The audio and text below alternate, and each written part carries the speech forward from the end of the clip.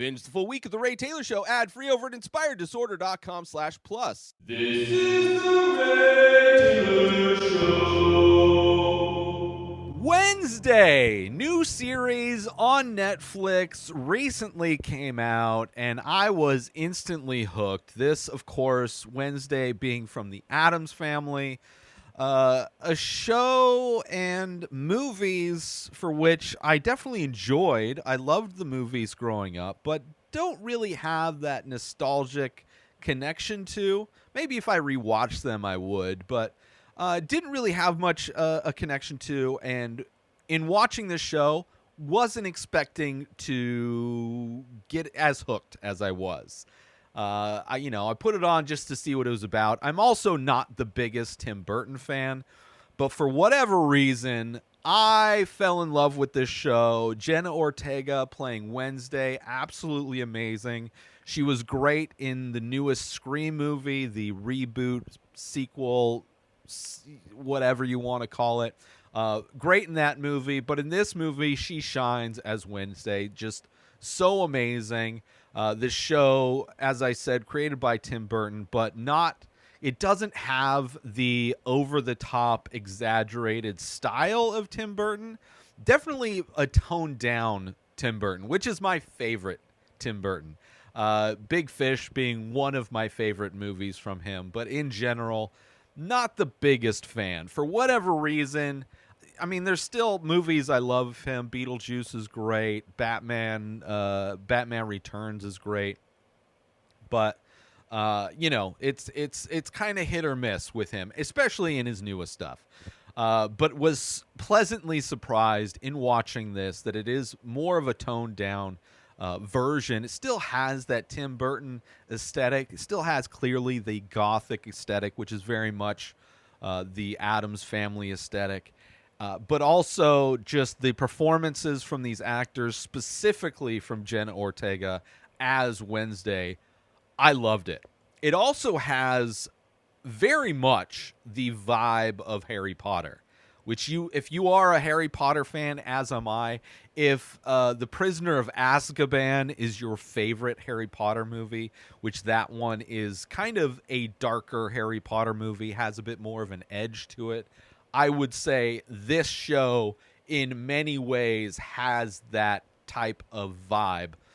So if you like Prisoner of Azkaban, if you like Harry Potter, then I would imagine you would like this because it is very similar in a lot of ways.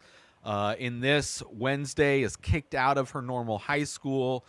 These bullies were picking on her brother, so in an effort to get back at them, to enact revenge, she fills the swimming pool with piranhas as the water polo team is practicing, which the water polo guys are the ones who picked on her brother. A great opening to this show, really showing and setting the tone for what to expect, right? Just delightful. She gets kicked out of school. Right, kicked out of school. She has to go to a boarding school, the same boarding school that her parents went to, Nevermore.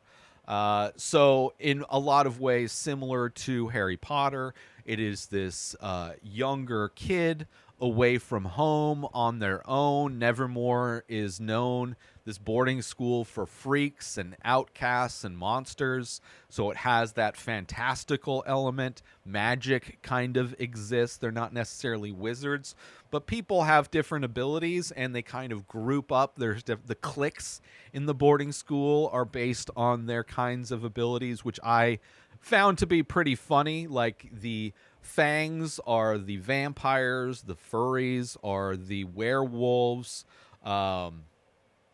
You have, or furs, not furries.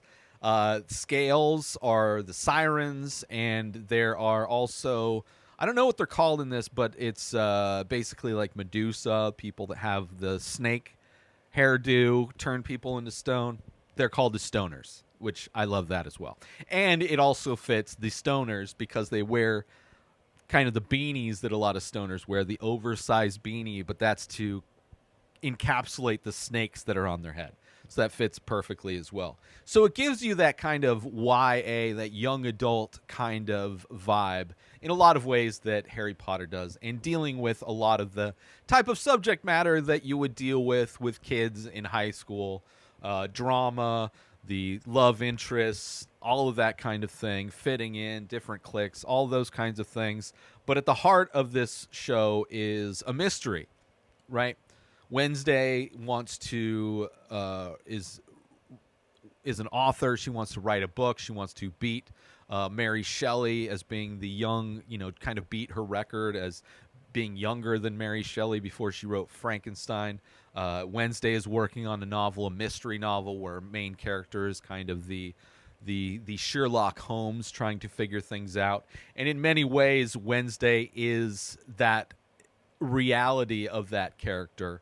In Nevermore, there's a string of murders that have been happening in the area. The sheriff suspects that it's Nevermore, the kids at Nevermore, the outcasts at Nevermore, but is telling the people that it's just bear attacks. You have, just similarly to Harry Potter, you have the outcasts that go to Nevermore, and then you have the normies outside, which I love that they're called outcasts and normies. And like so many movies and shows about this age range, the outcasts, the story about people who never fit into normal society, but in this place they are kind of the normal. They are accepted for their strange abilities and who they are. So I like all of that, right? Like even the parents of Wednesday, Morticia and God, what's Morticia and what is his name? Which I love the casting in this as well. It's really great. You have, oh my goodness. So you have Gomez Addams playing by Luis Guzman. Love it. And Morticia is played by Catherine Zeta-Jones. Love the casting in that. They're not really in the show that much. Obviously, they're in the beginning where they take her to Nevermore. There is kind of the Parents' Day or Family Day where families of these kids come to visit them at the boarding school. But the show primarily focuses on Wednesday and her schoolmates and this mystery that's going on. But I love the casting. Thing, the hand, the disembodied hand, I absolutely love. Probably one of my favorite characters in this show. And I love that it is a character played by an actor. Like it's an actual hand that is playing the part of Thing versus what I would assume most shows and directors would do would be a CG hand. And I would prefer, hands down, 9 times out of 10, prefer practical effects versus digital effects. There's a look that you get and a feeling of just reality. The physics work. It just feels real when you have an actual person or an actual tangible thing in the place and just cleaned up. Digitally remove the body that is acting for the hand. But I love Thing in this. It's crazy. It's crazy that the hand is such a great character in this movie. Second only to Jenna Ortega, really. And her performance, so straight-faced, very few facial reactions to anything, aside from which makes the fact that in the episode where Uncle Fester shows up being her first time ever, it is so noticeable when she smiles for the first time in this show. How she just lights up when she sees her Uncle Fester, which is only a small part of this movie, but again, great casting with Fred Armisen playing Fester. It's only one episode, maybe 2 that he's in. Just kind of coming in and out, which I appreciate that, right? It's a show in the world of the Addams family, but it doesn't go out of its way to force feed all of the Addams family into the show, right? Clearly the title of the show, Wednesday. Wednesday, like, not only her stone-faced demeanor, I love her dark humor. You know, when she's told that, you know, she's kicked out of her high school and the parents of these kids wanted to charge her with attempted murder, her big concern was that people would think that she's not able to follow through on her things. Like, the dark humor and comebacks that she has in this are amazing. The fact that she plays the cello and provides, in playing the cello, provides the score for the situation that's happening is amazing. Like, the statue unveiling when she's playing the cello is just is great. It's so great. Like, all of these things, all of these moments where everybody around Wednesday are like terrified, whether it's the statue scene or it's the blood dance, where everybody else is freaked out and reacting to the thing, and she is the most comfortable and at home. Aside from the blood dance, which the only reason she gets angry is the fact that it wasn't real blood that was used. Like, I love that she is so stone in this character and plays off so well against all the other ones, especially her roommate, Enid, who couldn't be the most bubbly, bright, fun character to be roomed up with the complete opposite. Like, to provide that kind of contrast where literally the lighting of half of the room is bright and colorful and not neon, but definitely looks like a unicorn took a shit all over her side of the room, and then Wednesday almost exists in this black and white version of reality. Loved all of that. Let's take a little break from the show to promote. I figured out a way on my website to offer prints for every single painting. So if you go to a painting, you can buy the original painting or you can buy a print for everything. Artwork that you don't want to spend $100 plus on, 9 by 12 inch ink painting on paper, $100 for the original one-of-a-kind piece of artwork. Paintings range in price depending on their size. The 8 by 10 print, $20. Available in the store at inspireddisorder.com. And now let's get back to the show. And then at the heart, like the kind of the through line through this is this mystery. Who's committing these murders? There's this monster.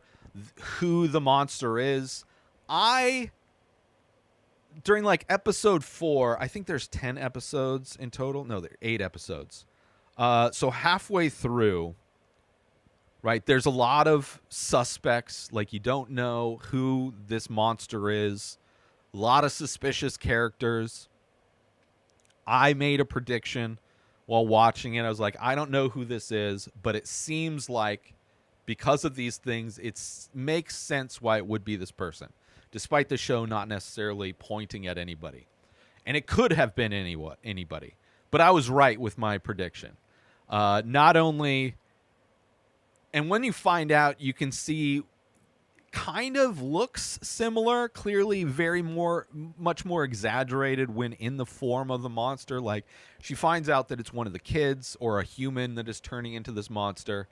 And so there's a lot of suspects. You know, it could be her pal. Like, I could have seen Eugene be the monster, right? Just very small, feeble, kind of a nerdy kid I could see easily turning into a monster, you know, just to provide that crazy contrast. Obviously, the artist kid, who is one of the main suspects, could have easily been the monster.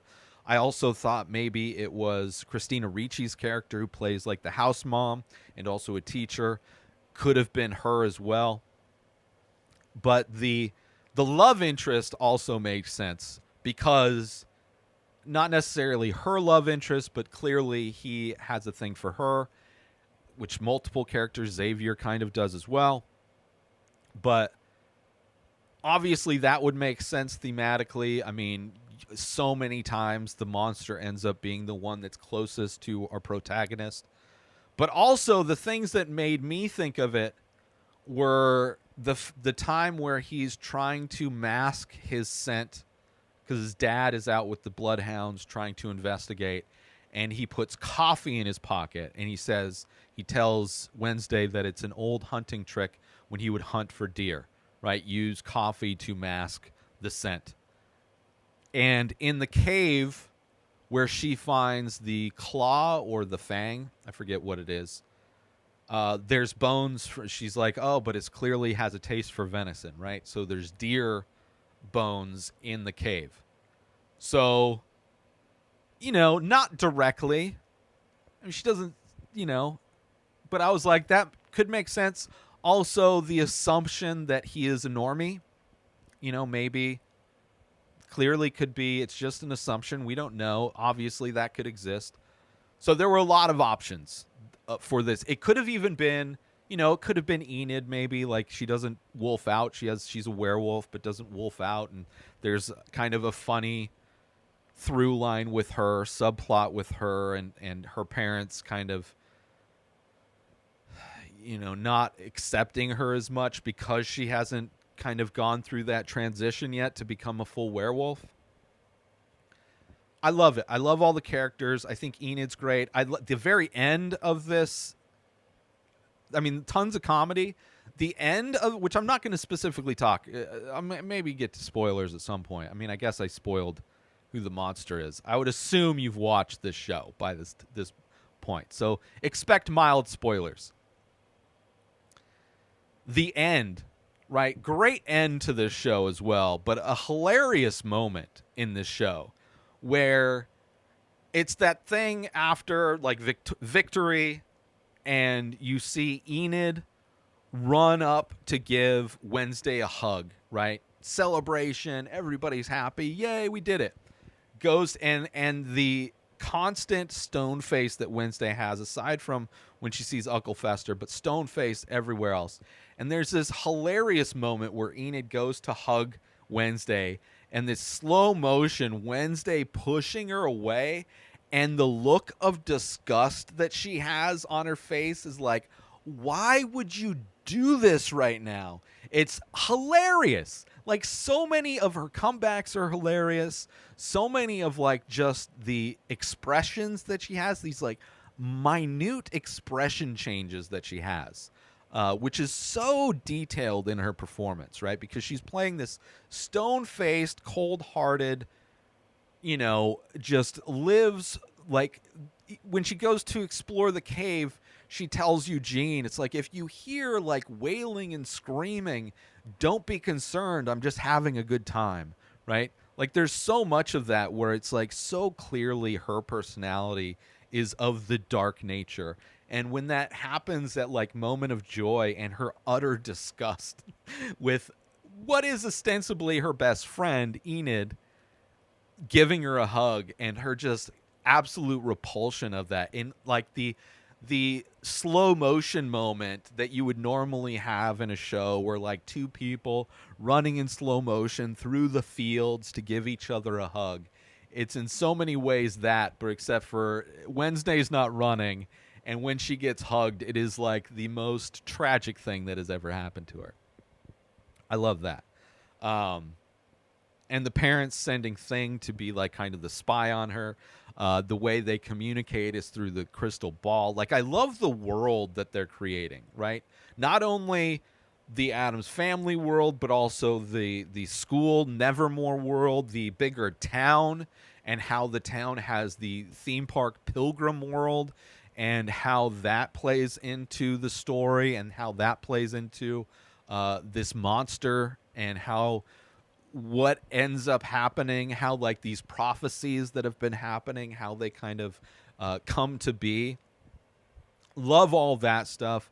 I love the secret society, the Nightshades, how she comes to discover it. Like, just this show is so good at showing how just intelligent and driven Wednesday is, right?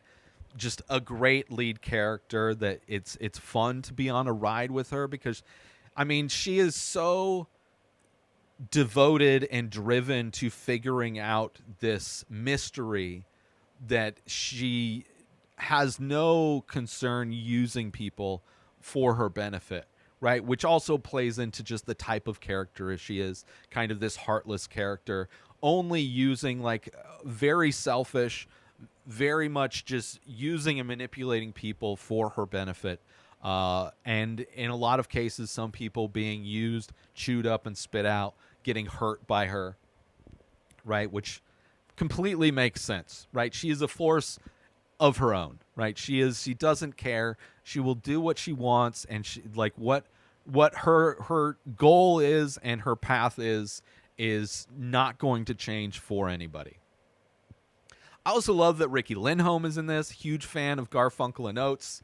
If you like comedy, look into Garfunkel and Oates. It's like a musical comedy thing she did with Riki Lindhome and Kate McCucci, which is hilarious. And anytime I see Riki Lindhome in something, she plays the therapist, who is another person who may or may not be the Hyde or in control of the Hyde, which is this monster.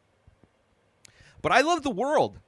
Like, I'm so excited for this show.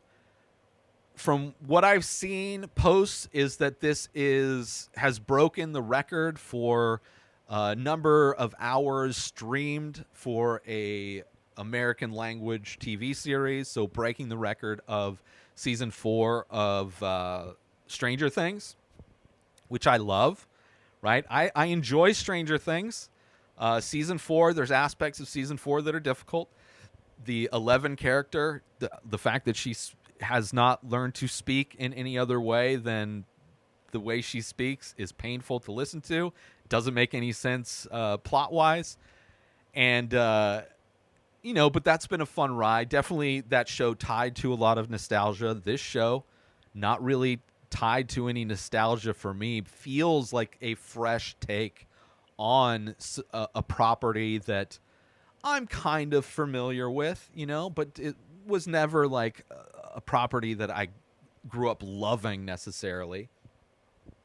But I love how they've taken that and just opened that world up into, a world where there's other creatures that are out there, that there's things like the snap, how that plays into everything, how this school plays into everything. Also, Wednesday having to deal with the shadow that she is living in, the shadow of her parents who went to that school and had a legacy at that school and were well known in that school. So I absolutely love it. I've seen that the creators of this show have, I think they said 4 or 5 seasons planned out for what they would like to do with the Wednesday character, which I'm down. I loved this season. At this point, I've watched it kind of twice. It's a lot of fun. I really enjoy the performance. It's because it's like a YA thing. It's like, it's not dealing with like adult stuff, which is great. Similar to Stranger Things, right? I enjoy watching these kids go on an adventure. And especially since this show gives me like Harry Potter vibes, but even better, I would say. Different because it's not wizards. It's definitely, it kind of scratches that itch in a very new way. I love the sense of humor of this show. It's so much fun. I love the twists it has and misdirections that it has. I love how it sets up for the next season, which I'm surprised I haven't seen a confirmation yet that there is going to be a second season. I would imagine it has. It's broken records, similar to Squid Game, broke a bunch of records and got a second season. So I would be very surprised if this doesn't, but it seems like it's a juggernaut, this show. In the first week, it broke records. Insane. Or the first few weeks, I don't know exactly, but I'm excited for more. It's so much fun. Let's take a little break from the show to promote the benefits of Inspired Disorder Plus. So you go inspireddisorder.com/plus. Sign up, $5 a month. You get to binge the full week of The Ray Taylor Show ad-free. You get to watch all of the live painting videos I do. You get a special members-only discount and deals for all of the artwork and merch that I sell. You also get the complete podcast back catalog of every podcast I've ever produced, hundreds of episodes, countless different podcasts. You also get access to my personal blog. A new blog comes out every week. In addition to that, you get my creative writing that I'm releasing. You also get access to Asking Me Anything. 14 years of experience podcasting. I've been creating art my entire life. I've been using Photoshop since middle school, and you can contact me to ask me questions about that or anything else. So those are the benefits for signing up for Inspired Disorder Plus. And now let's get back to the show. Definitely my type of sense of humor, that dead inside kind of sense of humor. I love the characters. I love Wednesday. I love Enid. I've seen a lot of people talk shit about Eugene. He's by far the most awkward kid, but he's also the only kid that's not like the beautiful person, right? So many of these actors are just attractive people, and Eugene is the scrawny little like awkward kid. So it's sad that the whole idea of this show is that all these people are outcasts, and that fans of this show would label him as an outcast of the show because he doesn't fit the aesthetic of these people, that he is so awkward and weird. But I enjoy Eugene. He brings the quality, he brings a heart to this show, and the fact that he reminds Wednesday of her brother, I think that, you know, that he plays in a lot of ways the surrogate for her brother, since nobody in her family is really present in the show. He kind of plays a surrogate for that character. And Thing is my favorite. I love Thing. I love the performance that this actor gives as a hand. It's amazing. It is ridiculous how good of a performance this hand does, and plays a valuable part. I love that he bonds with Enid, right? She's the girly girl, bonds with him over like manicures and doing the nails and all that stuff, and moisturizing. They've like bonded right away. It's great. It's great. And the mystery of where his body is. I wouldn't be surprised if somewhere down the road we find out these things. There's characters from the Addams family that we haven't found or been introduced to yet. Obviously, more of the characters we've already been introduced to with her parents, with Lurch, all of these things, with Uncle Fester. Clearly, there's a lot of potential there. And making it kind of like this mystery is great, right? It's not just a teen drama about high school politics, although that's a layer to it. That there is this like mystery that kind of is the driving force for everything, which is also the inspiration for her story, for her book that she finishes, right? Love it. Love it. Let's see. Did I miss anything? Oh, and like while she's there, she's also developing, like so many other people, these kids are all kind of developing and understanding their powers, right? Whether it's the sirens, whether it's the stoners, whether it's Enid and wolfing out. For Wednesday, she's getting these visions all of a sudden, finding out that it's probably the pendant that her mom gave her. But understanding these visions, and throughout this, the through line throughout this season were from people were that you can't trust the visions that you're getting. Meanwhile, I don't think any of them were very wrong. I don't think any of her visions gave her any false information, but it was definitely something that kept coming up when she would refer to having these visions, that people would like warn her that like maybe they're not, like these visions could just be telling you what you want to see, right? These could be like confirmation bias in a lot of ways, right? You think that this person is the monster, so your visions are filling in those blanks for you to lead you down that direction that you want to go, which I found was interesting. Didn't feel that it really influenced much of the story, but at least added the question it added the doubt that her visions could potentially be misguiding her, which I really enjoyed that as well. And of course, the love interest guy is also the sheriff's son, so it makes sense for the sheriff's intentions playing the investigation how he does. The owner of the theme park, Pilgrim World, is also the mayor who used to be the sheriff. So there's like, it's setting a history for this place. And also some of revisions are dealing with the original pilgrim that kind of settled on that land and how he killed all of the outcasts, and how this town there's always been a battle between the normies and the outcasts. So it sets up a history for this place. It sets up a lot of just friction between the normies and the outcasts, which is great. She has some fun fight scenes, which are great as well, with the bullies from the Pilgrim World, where she has to put them in their place, kind of effortlessly, right? It's just amazing as well. The artist, Xavier, pretty cool. His art comes to life. Interesting.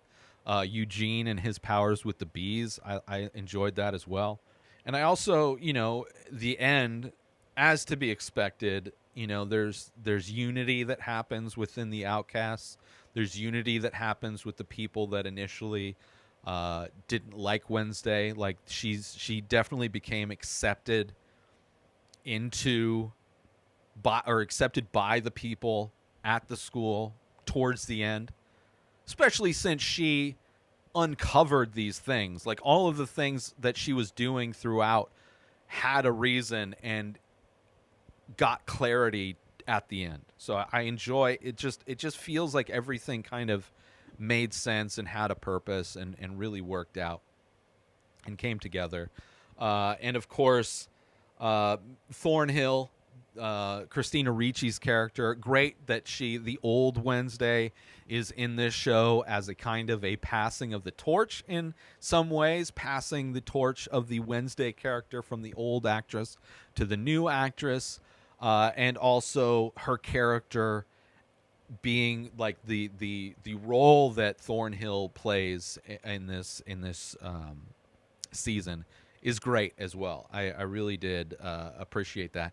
And at the end, I was like choked up, right? Because it's like everybody coming together to help Wednesday to defeat this evil resurrection that happened, like literally getting choked up. And at the same time, when there's that slow motion hug from Enid and the expression on Wednesday's face, could not laugh harder, right? It's definitely a mix of those emotions at the end that that it's tough. It's tough for a show to make my dead heart, get emotional towards the end, but also to still be able to put in a moment of comedy. Like, there's just so much comedy sprinkled throughout this entire show, dark comedy that I love.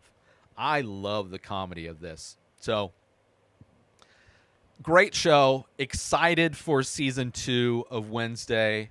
I just any day now, I'm expecting a story to come along my social media feed saying that it was picked up for another season. I hope it's a show that finds a good momentum.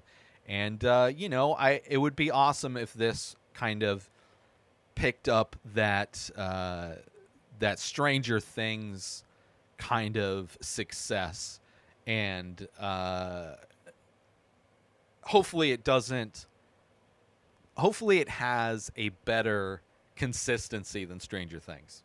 Let's put it that way, because some seasons of Stranger Things definitely better than others, and I think this show, the way it's set up and what it can do, because it's not relying, at least in my opinion, not relying so much on nostalgia, although it is an old property, so I'm sure part of that but it has that new feeling. And for being something by Tim Burton, who I'm not really the biggest fan of, I'm so like, this is one of my favorite things that he's a part of, and I really enjoy it, and I'm stoked for whatever success this show gets, and I hope it has a great run and is able to do even more fun stuff in upcoming seasons. So if you haven't checked it out yet, I would highly recommend check out Wednesday. It is on Netflix now. Watch it. New episodes of The Ray Taylor Show come out every single day. Subscribe on YouTube and everywhere our podcasts are found. Binge the full week over at inspireddisorder.com/plus. Buy Ray Taylor Show merch over at inspireddisorder.com. Have a wonderful day, everybody. Peace out! Today is the day where you wake up and you realize that everything that you've been dreaming about, everything that you've been wanting, every goal and wish and hope that you've ever had can become real. Dreams can come true. What you manifest in your mind, you can bring to reality.